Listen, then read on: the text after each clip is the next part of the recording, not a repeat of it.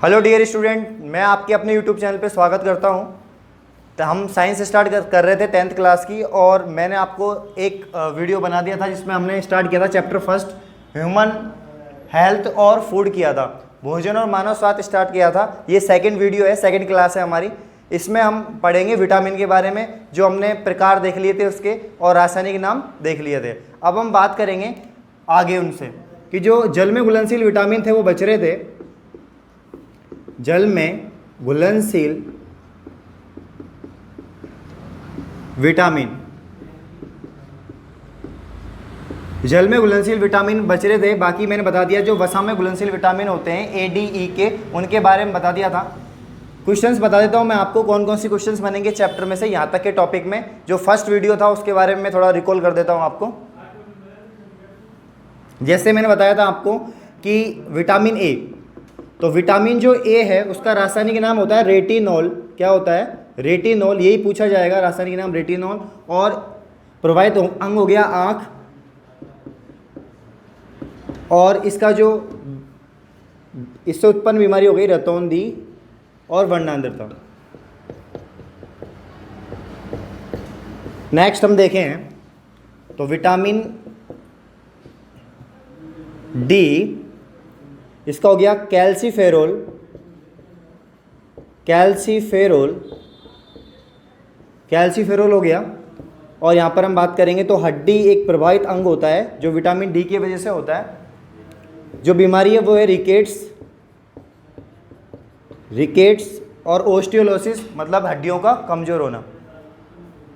Vitamin E, beauty vitamin and vitamin के, तो इसका हो जाएगा टोकोफेरोल, रासायनिक नाम टोकोफेरोल। लास्ट क्लास में मैंने बता दिया था, आप वापस से मैं इसको रिवाइज करवा रहा हूँ आपको जिससे कोई प्रॉब्लम नहीं हो। विटामिन के फाइलोक्विनिनोन।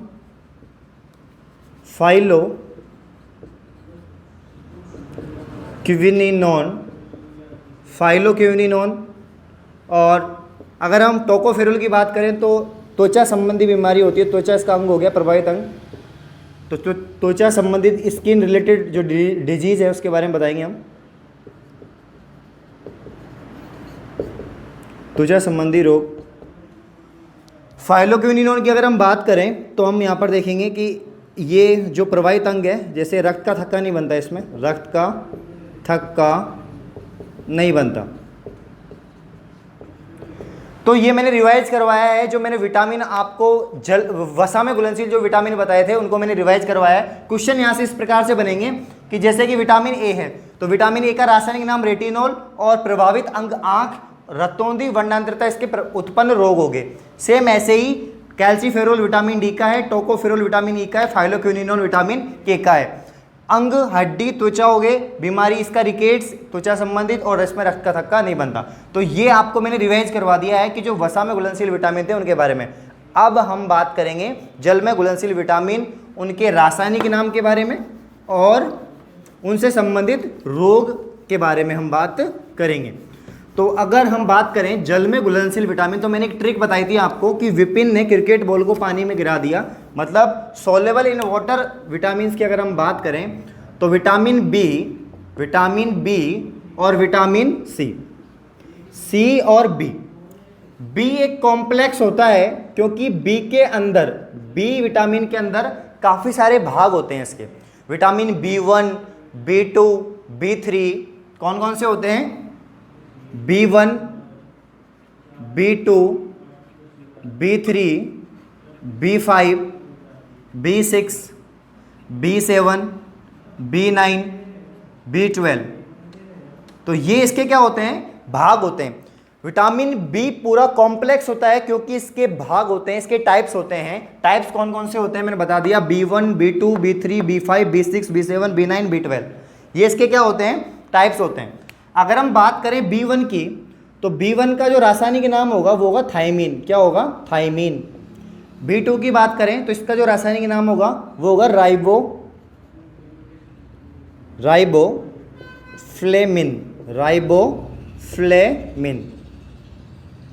राइबोफ्लेमिन। B3 का हो जाएगा यहाँ पर नियासिन। क्या हो जाएगा? नियासिन। B5 का पेंटोथैलिक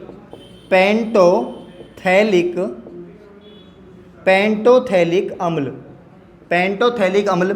B6 का हो जाएगा, यहाँ पर हो जाएगा आपका B6 का पायरोडोक्सिन।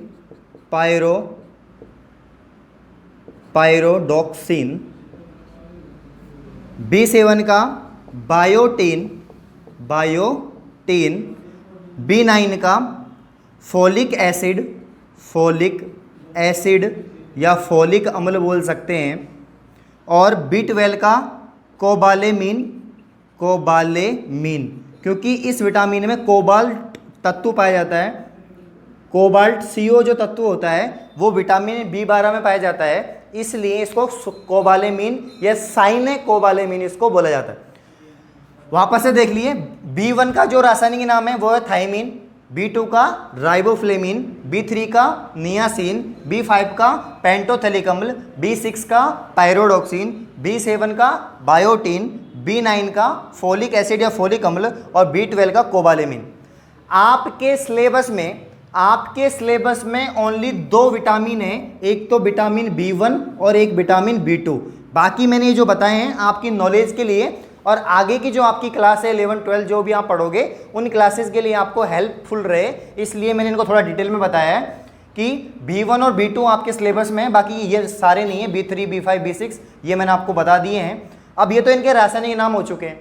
अगर अब आगे हम बात करें कि इनसे उत्पन्न बीमारी, तो इसकी कमी से बीमारी जो होगी, किसकी कमी से? B1 विटामिन की कमी से जो बीमारी होगी, बहुत फेमस है, आप सभी को पता है, बेरी। कौन सी बीमारी होगी? बेरी होगी। राइबोफ्लेविन की बात करें तो इससे जो उत्पन्न बीमारी है वो है त्वचा का फटना, ये इससे उत्पन्न बीमारी है। तो ये दो बीमारियां हो गई है, राइबोफ्लेविन से त्वचा का फटना और थाइमीन मतलब B1 से बेरी। तो क्वेश्चन बनेगा विटामिन B1 की कमी से होने वाली बीमारी का नाम, तो आपको क्या बताना है? बेरी। विटामिन B2 की कमी से होने वाली बीमारी का नाम, तो आपको क्या बताना है? त्वचा का फटना। या अगर आ जाए कि रासायनिक नाम बताओ, तो B1 का क्या हो जाएगा? थाइमीन, B2 का राइबोफ्लेविन। बाकी आगे मैं आपको बता ही दिया। B3 का नियासिन, B5 का पेंटोथैलिक अम्ल, B6 का पायरोडोक्सिन, B7 का बायोटीन, B9 का फोलिक एसिड और B12 का कोबालेमिन। आपके सिलेबस में सिर्फ 2 विटामिन है, तो अगर आप 2 को याद रखें तो बेटर है। अगर आपको और नॉलेज चाहिए तो आप बाकी के याद रख सकते हो। आई होप आपको समझ में आ रहा है। हम आगे चलते हैं, लास्ट विटामिन बचा है। हमने सारे विटामिन पढ़ लिए, हमने vitamin A, D, E, K, B सब पढ़ लिए, एक पे अम्ल नहीं किया। कौन से विटामिन पे अम्ल नहीं किया? सारे विटामिन पढ़ लिए, एक को छोड़ दिया, एक पे अम्ल नहीं किया। किस पे अम्ल नहीं किया? तो हमने अम्ल नहीं किया यहाँ पर C पे। और ये C विटामिन है, इसका जो रासायनिक नाम होगा एस्कॉर्बिक अम्ल। क्या होगा? एस्कॉर्बिक अम्ल। तो विटामिन C का रासायनिक नाम हो गया है एस्कॉर्बिक अम्ल। क्या हो गया है? एस्कॉर्बिक अम्ल, ये इसका रासायनिक नाम हो गया। बहुत इंपॉर्टेंट विटामिन है, हर बार क्वेश्चन बनता है इससे विटामिन C से कि विटामिन C से उत्पन्न होने वाले रोग का नाम। तो रोग जो होगा इससे उत्पन्न वो जो बीमारी है वो क्या होगी? स्कर्वी। क्या होगी? स्कर्वी जो बीमारी है वो विटामिन C की कमी से होती है।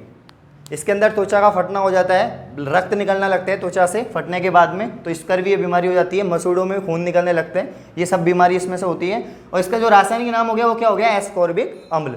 सारे विटामिन पढ़ लिए, एक पे अम्ल नहीं किया। किस पे अम्ल नहीं किया? एस्कॉर्बिक अम्ल पे। इस तरह से आप इसको याद रख सकते हो विटामिन C को। तो भाई विटामिन वाला पूरा पार्ट हो चुका है। आई होप आपको समझ में आ रहा है। यहाँ तक नहीं आ रहा तो आप कमेंट में मेंशन कीजिए। अब हम आगे चलते हैं, स्क्रीनशॉट ले लीजिए फटाफट। यहाँ तक स्क्रीनशॉट ले लीजिए आप यहाँ तक, जिससे आप समझ सको चीज़ों को। आइए हम आगे चलते हैं। आपने स्क्रीनशॉट ले लिया होगा और विटामिन पार्ट आपको अच्छे समझ में आ गया होगा। क्वेश्चन सिर्फ 2 प्रकार से बनेंगे, एक तो इसका रासायनिक नाम क्या है और अगला कि इससे उत्पन्न रोग क्या है। अब हम बात करेंगे, हमारा विटामिन पार्ट पूरा खत्म हो चुका है। अब हम बात करेंगे खनिज लवण की। किसकी बात करेंगे? खनिज लवण की। हमने प्रोटीन पढ़ा, विटामिन पढ़ा, अब बात करेंगे खनिज लवण की। खनिज लवण तो ये मिनरल्स होते हैं। देखो भूगर्भ के अंदर अगर भूमि की बात की जाए, अर्थ की बात की जाए, जो इसमें मिट्टी होती है, क्या होती है? मिट्टी होती है।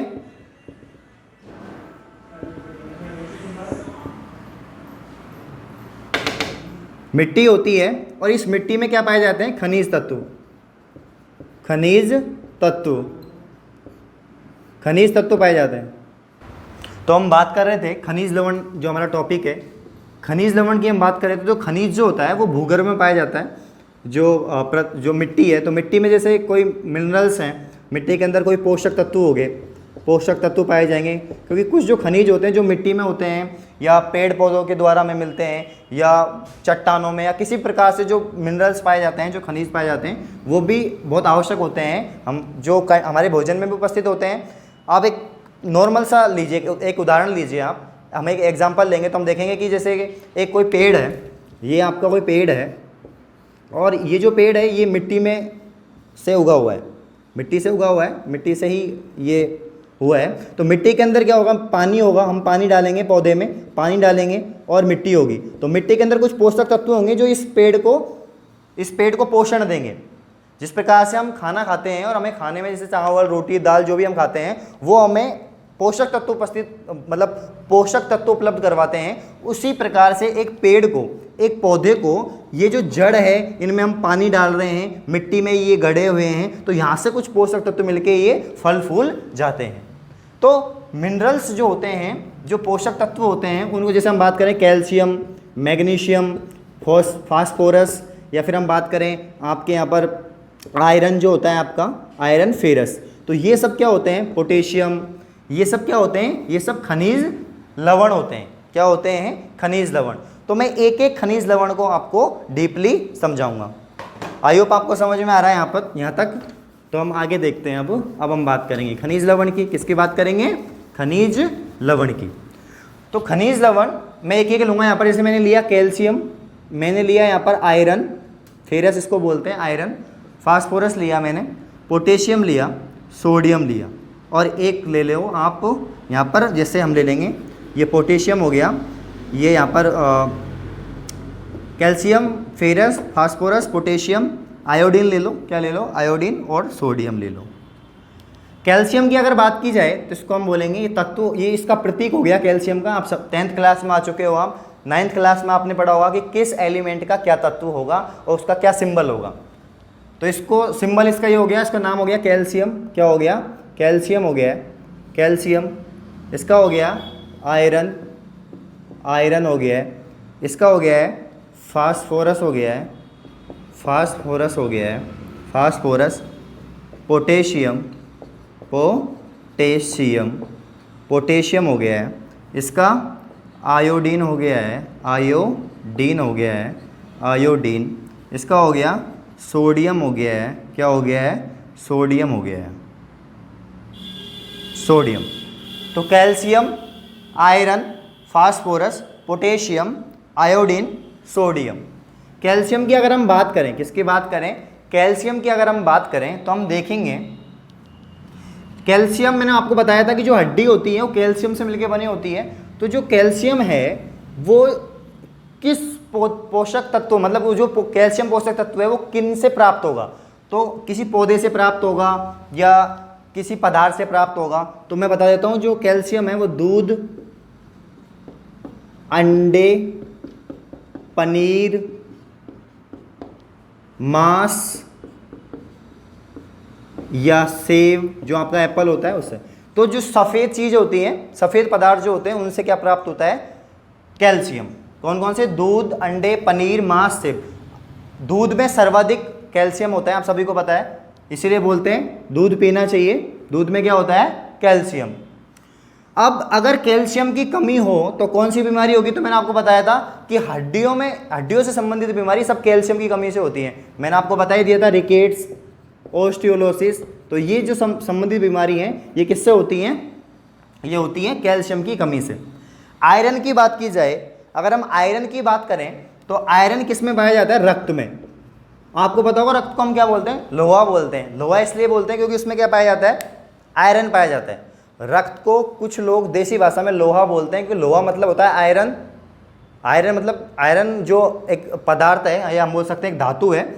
तो आयरन एक धातु हो गई, और किस में पाया जाएगा? इसकी मात्रा रक्त में होगी। रक्त में हीमोग्लोबिन के निर्माण में सहायक होता है। रक्त में हीमोग्लोबिन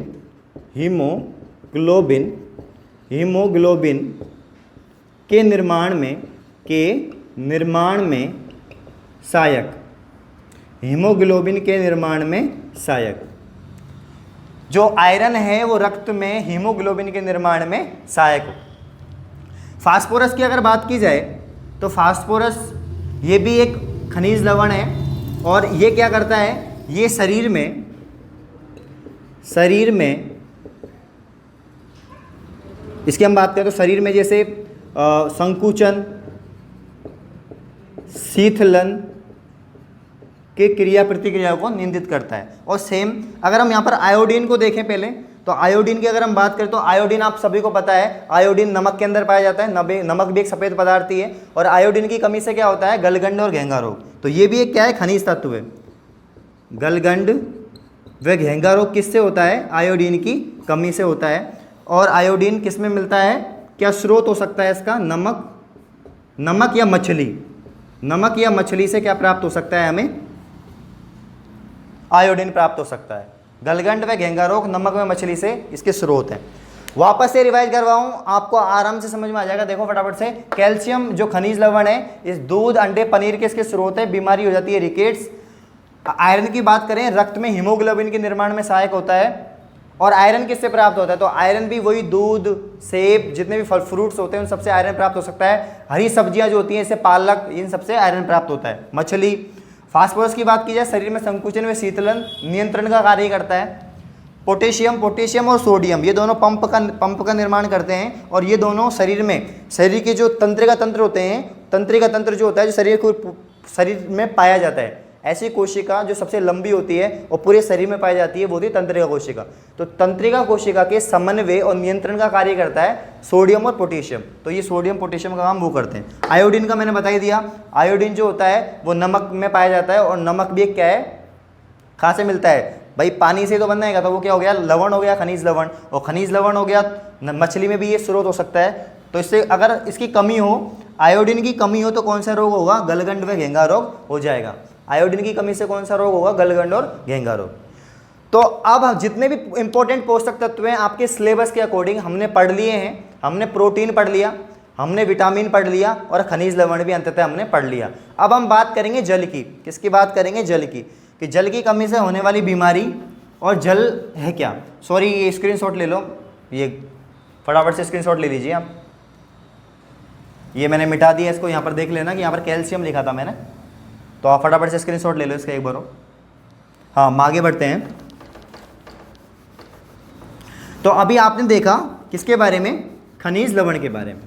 तो अब यहाँ तक जो क्वेश्चन बनेंगे, ये चैप्टर में पहले बता दूं 4 नंबर का है और इसमें 1-1 नंबर के छोटे क्वेश्चंस बनेंगे। तो आपको फैक्ट याद रखने हैं। जैसे मैंने पूछा आयरन की कमी से होने वाली बीमारी, तो आप बता दोगे भाई आयरन की कमी से क्या होती है, तो रक्त में अल्पता आ जाती है या हीमोग्लोबिन का थक्का नहीं बनता, ये चीज़ है। आयोडीन की कमी से कौन सी बीमारी होती है, गलगंड घेंगा रोग। तो ये है, ये फैक्ट आपको याद रखने, क्योंकि 1-1 नंबर में आपको फैक्ट याद रखना बहुत जरूरी है। बाकी चीज़ें आपको याद ही रखनी है, इनमें रटने का ऐसा कोई सिस्टम नहीं है। चीज़ें अगर आप ध्यान रखोगे, बार बार वीडियो को देखोगे, पॉज कर करके रिवाइंड कर करके अगर वीडियो को देखोगे, तो आपको आसानी से समझ में आ जाएगा। तो यहाँ तक कोई दिक्कत हो आपको तो कमेंट में मेंशन नहीं करें, मैं जरूर रिप्लाई करूँगा। अब आगे चलते हैं सेशन में। इस क्लास में आगे हम चलेंगे तो हम बात कर रहे थे जल की, वाटर की बात कर रहे थे। जल की बात करें, जल बहुत इंपॉर्टेंट है। बोलते ना जल ही जीवन है, क्या बोला जाता है, जल ही जीवन है। तो भाई सच में जल ही जीवन है, जल नहीं है तो कुछ नहीं है, जल नहीं है तो कल नहीं है, ऐसा कहा जाता है। तो समझदार को इशारा काफ़ी बता देता हूँ, जल बहुत इंपॉर्टेंट पार्ट है। इसका रासायनिक सूत्र आप सभी को पता है, H2O होता है। अब H2O होता है तो आप समझ सकते हो कि 2 अणु तो हाइड्रोजन के और 1 अणु ऑक्सीजन का। तो भाई जल वो होता है जिसमें ऑक्सीजन प्रचुर मात्रा में हो और हाइड्रोजन भी प्रचुर मात्रा में हो। तो हाइड्रोजन और ऑक्सीजन के संयोग से क्या बनता है, जल बनता है। हाइड्रोजन ऑक्सीजन के संयोग से जल बनता है और इन दोनों का संयोग हो तो क्या बनेगा, जल। तो ऑक्सीजन की प्रचुर मात्रा होनी चाहिए और ऑक्सीजन हमारे लिए बहुत इंपॉर्टेंट है, क्योंकि अगर हम ऑक्सीजन नहीं लेंगे तो फिर वही है, हम जी नहीं पाएंगे। जल की बात करें तो जल अमूल्य है, मैंने बता दिया आपको, जल ही जीवन है। अब मैं एक एग्जाम्पल दे रहा हूँ आपको कि हमने एक अच्छा भोजन खाया, संतुलित भोजन हमने ग्रहण किया, तो हम स्वस्थ रहेंगे, हेल्दी रहेंगे। और अगर हमने एक प्रदूषित भोजन खाया जिसमें कीटाणु, जीवाणु, विषाणु, जितने भी सूक्ष्म जीव हैं वो हैं, सड़ा गला कुछ भी खाया, तो हम क्या हो गए, बीमारी उत्पन्न हो जाएगी। शरीर में क्या हो जाएगा? बीमारी उत्पन्न हो जाएगी। वैसा ही पानी या जल की बात करें तो अगर जल हम बिल्कुल साफ सुथरा या स्वच्छ जल ग्रहण कर रहे हैं तो हमें कुछ नहीं होगा, फिल्ट्रेट बोल सकते हैं इसको। और अगर प्रदूषित जल ग्रहण कर रहे हैं जिसके अंदर सूक्ष्म जीव मिले हुए हैं, पानी बहुत गंदा है, कीटाणु विषाणु जीवाणु बहुत सारे सूक्ष्म जीव इसमें पाए जा रहे हैं, तो इसको हम बोलेंगे प्रदूषित जल। क्या बोलेंगे? प्रदूषित जल। और जो प्रदूषित जल होगा उससे बीमारी होना निश्चित है। भाई जो बिल्कुल खाना अच्छा है, पानी ठीक है तो बीमारी नहीं होगी, और अगर हमारा खान पानी सही नहीं होगा तो बीमारी उत्पन्न जरूर होगी। तो प्रदूषित जल से क्या उत्पन्न हो जाएगी? बीमारी उत्पन्न हो जाएगी। इसीलिए पानी का या जल का क्या होना चाहिए? बिल्कुल साफ होना चाहिए, बिल्कुल साफ, क्लीन होना चाहिए, बिल्कुल वाटर, बिल्कुल प्योर वाटर होना चाहिए। वर्ड यूज करेंगे यहाँ पर हम, प्योर वाटर। प्योर वाटर जो आप बोलते हैं ना, आरओ वाला, वो वाला पानी, ठीक है ना। तो जिसमें मिनरल्स हो बट गंदगी नहीं हो, वो प्योर वाटर होता है, और वो हमारे लिए बहुत इंपॉर्टेंट होता है। अगर जल क्या काम करता है शरीर में? तो डिहाइड्रेशन का काम करता है। जैसे डिहाइड्रेशन क्या है? डिहाइड्रेशन को मेंटेन करता है। अगर हम पानी पीने से, ऐसा बोला जाता है कि एक दिन में 7 से 8 गिलास पानी पीना चाहिए, 7 से 8 गिलास पानी पीना चाहिए, जिससे कि शरीर में बिल्कुल स्फूर्ति रहती है, एनर्जी लेवल बहुत हाई रहता है। तो एनर्जी को मेंटेन करने के लिए, ऊर्जा का स्तर बढ़ाने के लिए हमें क्या करना चाहिए? हमें पानी लगातार पीना चाहिए, 7 से 8 गिलास। इससे क्या होता है? शरीर में ऊर्जा बनी रहती है, स्फूर्ति बनी रहती है, और जितने भी ऑर्गन होते हैं वो भी सही से काम करते हैं। बॉडी ऑर्गन से मिलकर बनी है, और जितने भी ऑर्गन होते हैं वो सही से काम करेंगे, वर्क करेंगे। तो ये इसकी बात हो गई है। अगर जल के अंदर, पानी के अंदर सूक्ष्म जीव हैं, सूक्ष्म जीव पाए जाएंगे, जल के अंदर अगर सूक्ष्म जीव पाए जाएंगे, कौन कौन से सूक्ष्म जीव पाए जाएंगे? तो सूक्ष्म जीव की अगर हम बात करें, जैसे कि जीवाणु, विषाणु, कवक, प्रोटोजोआ, प्रोटोजोआ या कृमि। तो जीवाणु, विषाणु, कवक, प्रोटोजोआ और कृमि, ये सभी क्या हैं? ये सभी सूक्ष्म जीव हैं जिनसे क्या बीमारी उत्पन्न हो जाती है। अब जैसे कुछ जीवाणु हैं जो हैजा, या हैजा जैसे हैजा बीमारी हो गई, टाइफाइड हो गई आपका। वायरस की बात करें तो फ्लू हो गया, एड्स हो गया, ये तो चलो फिर भी ऐसी बीमारी है। लेकिन प्रदूषित पानी से जैसे पीलिया वगैरह ये सब हो जाता है, जॉइंडिस और ऐसा कुछ भी, जैसे और भी बीमारी होती है काफ़ी सारी। कृमि से जो बीमारी की बात करें, ये एक जीव होता है, कृमि हेलमिंथी इसको बोलते हैं हम। तो जो कृमि से बीमारी होती है, ये भी गंदे पानी में पनपते हैं, और इनसे अगर इनको हम ग्रहण कर जाते हैं तो इससे भी बीमारी हो जाती है। जो बाला या नारू रोग, जो आपके सिलेबस में मेंशन है, बहुत इंपॉर्टेंट क्वेश्चन है। बाला या नारू रोग राजस्थान में 2000 के अंदर ये हुआ था, बहुत महामारी फैल गई थी एक तरह से। ये बाला या नारू रोग, बाला या नारू रोग, तो बाला या नारू रोग है, बहुत इंपॉर्टेंट है ये, इसलिए मैं इसको रेड से मार्क कर रहा हूँ इसको, बाला या नारू रोग। ये अब इसमें 2 क्वेश्चन बनते हैं, किसकी वजह से होती है? कवक, जीवाणु, विषाणु, कृमि। तो भाई एक कृमि होता है जिसकी वजह से बीमारी होती है। कृमि मतलब होता है जीव, तो कृमि की वजह से बीमारी हो जाती है। और कौन सा कृमि होता है, उसका नाम क्या है? तो उसका नाम है ड्रैकनकूलस, ड्रैकनकूलस, ड्रैकनकूलस मेडिनेंसिस, मेडिनेंसिस। ड्रैकनकूलस मेडिनेंसिस नामक कृमि से कौन सी बीमारी हो जाती है? बाला या नारू रोग। राजस्थान में सन 2000 में बाला या नारू रोग उन्मूलन चलाया गया था। उन्मूलन मतलब क्या बोल सकते हैं, उसके सुधार के लिए, कि भाई ये बीमारी नहीं फैले, इसको रोकथाम के लिए, उन्मूलन रोकथाम के लिए एक अभियान चलाया गया था, और इस अभियान के तहत फिर इसको रोका गया। अब वैसे तो ये बिल्कुल बंद, ये बीमारी कहीं पाई नहीं जाती अभी भी, लेकिन हमें फिर भी पानी को साफ और सुथरा करके पीना चाहिए, मतलब साफ छान के ऐसा कुछ करना, प्योर, बिल्कुल प्योर वाटर पीना चाहिए। वापस से रिवाइज करवा देता हूँ पूरा पार्ट जो मैंने पढ़ा है। मैंने बात करी है जल की। जल कौन सा होना चाहिए? इसमें ऑक्सीजन युक्त हो, क्योंकि जल का फॉर्मूला क्या होता है? H2O। तो ऑक्सीजन युक्त जल बहुत इंपॉर्टेंट होता है। जल एक अमूल्य चीज़ है, अमूल्य वस्तु है। जल एक ऐसा है, मतलब कि प्रकृति के अंदर जल ही एक ऐसा पदार्थ है जिसके जो तीनों पार्टों में पाया जाता है, तीनों प्रकार। जैसे हम कह सकते हैं ये बर्फ फॉर्म में भी पाया जाता है, बर्फ के रूप में, वाष्प मतलब वाष्प के रूप में भी पाया जाता है, और द्रव के रूप में पाया जाता है। वाष्प रूप में क्या हो गया? गैस हो गया, गैस फॉर्म में पाया जाता है। द्रव रूप में क्या हो गया? जल हो गया, जल फॉर्म में। द्रव, गैस, और बर्फ क्या हो गई? ठोस। तो ठोस, द्रव, गैस, ये एक ऐसी ऐसा पदार्थ है जल जो सभी फॉर्म में पाया जाता है, ठोस, द्रव, गैस, तीनों में। ऐसी चीज बोल सकते हैं, पदार्थ ना बोल के चीज बोल दो। जल एक ऐसी चीज है जो तीनों अवस्थाओं में पाई जाती है, ठोस, द्रव और गैस, तीनों अवस्थाओं में पाई जाती है। तो प्रदूषित जल से जो बीमारी है, जिस जो आपके सिलेबस में मेंशन है, वो बीमारी है बाला या नारू रोग, ड्रैकनकुलस मेडिनेंसिस क्रेमी से ये बीमारी होती है। बहुत बार पूछा गया क्वेश्चन है, ड्रैकनकुलस मेडिनेंसिस बहुत इंपॉर्टेंट है, याद रखना, काफ़ी बार क्वेश्चन पूछा जाता है।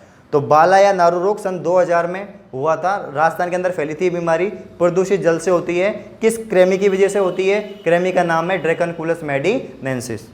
तो ये हमने बात कर ली है, जल के बारे में मैंने बता दिया। प्रदूषित जल होगा उससे बीमारी उत्पन्न होगी। उसके अंदर क्या होंगे? प्रदूषित जल के अंदर जीवाणु, विषाणु, कवक, प्रोटोजुअन्स, कृमि, ये सब पाए जाएंगे। ये बीमारी उत्पन्न करेंगे, पीलिया, टाइफाइड, जॉन्डिस, या हम कह सकते हैं पोलियो, या हम कह सकते हैं जो भी वायरस जनित बीमारी है, हैजा, पेचिस, मसल्स, ये बहुत सारी बीमारियाँ उन सबको उत्पन्न होती हैं।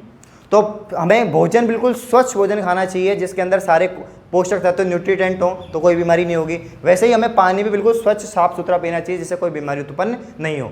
तो भोजन और मानव स्वास्थ्य दोनों इंटरेक्ट है।